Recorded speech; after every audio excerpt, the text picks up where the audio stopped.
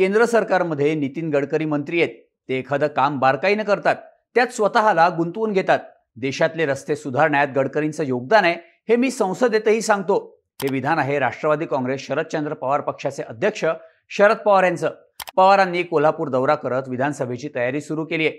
समर्जित घाटगेंचा प्रवेश करून त्यांनी भाजपला खिंडार पाडायला सुरुवात केल्याचंही बोललं जात आहे. पण याच दौऱ्यात त्यांनी केंद्रीय मंत्री नितीन गडकरींचं कौतुक केल्यामुळं त्याचे अनेक राजकीय अर्थ काढले जात आहेत. मालवणच्या राजकोट किल्ल्यावरच्या घटनेवरून गडकरींच्या भूमिकेचं पवारांनी कौतुक केलं. एकीकडे बदलापूर प्रकरण, छत्रपती शिवाजी महाराजांचा पुतळा कोसळणं, यामुळं भाजपला मोठं डॅमेज होतंय. आगामी विधानसभा कोणाच्या नेतृत्वात लढायची हा प्रश्न भाजपला पडलेला असतानाच पवारांनी गडकरींचं कौतुक केलं.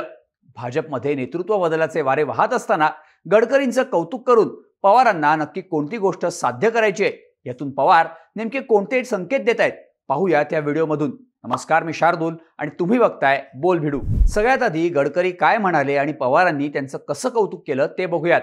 राजकोट किल्ल्यावर छत्रपती शिवाजी महाराजांचा पुतळा कोसळण्याच्या घटनेवरून विरोधकांनी सरकारला टार्गेट केलंय.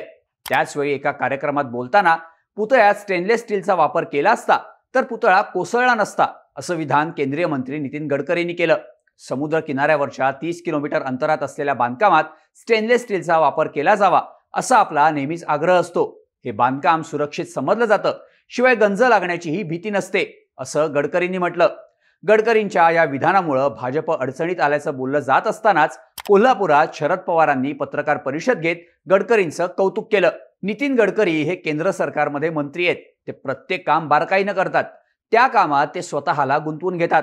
कामाचा दर्जा चांगला राहील याची काळजी घेतात. पुणे कोल्हापूर बेळगाव रस्ता सोडला तर इतर ठिकाणचे रस्ते सुधारण्यात गडकरींचा वाटा असल्याचं मी संसदेतही सांगतो. त्यामुळे इथं राजकारण आणण्याचं कारण नाही, असं पवारांनी पत्रकार परिषदेत म्हटलं.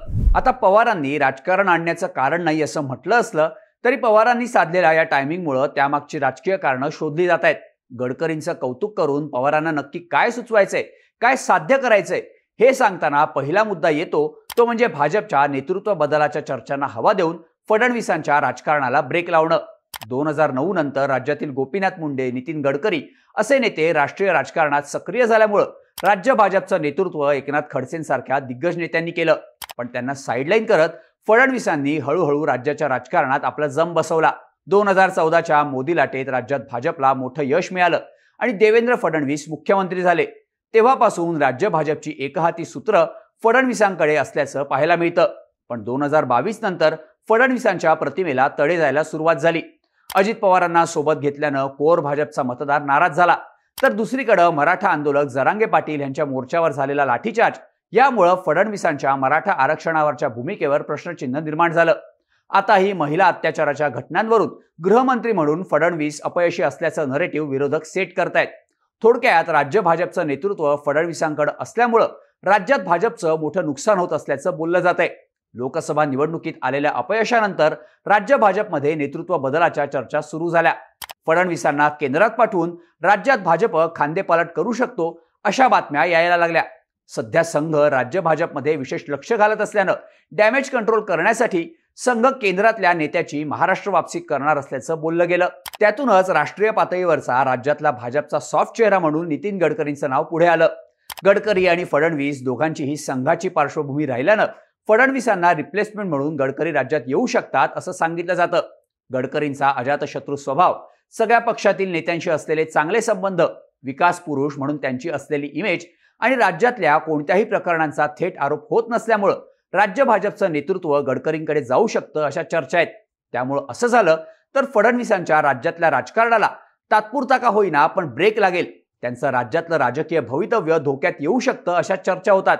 त्यामुळेच गडकरींचं कौतुक करून फडणवीसांना राजकीय पटलावरून बाजूला सारण्याचा डाव पवार आखत असल्याचं बोललं जात आहे.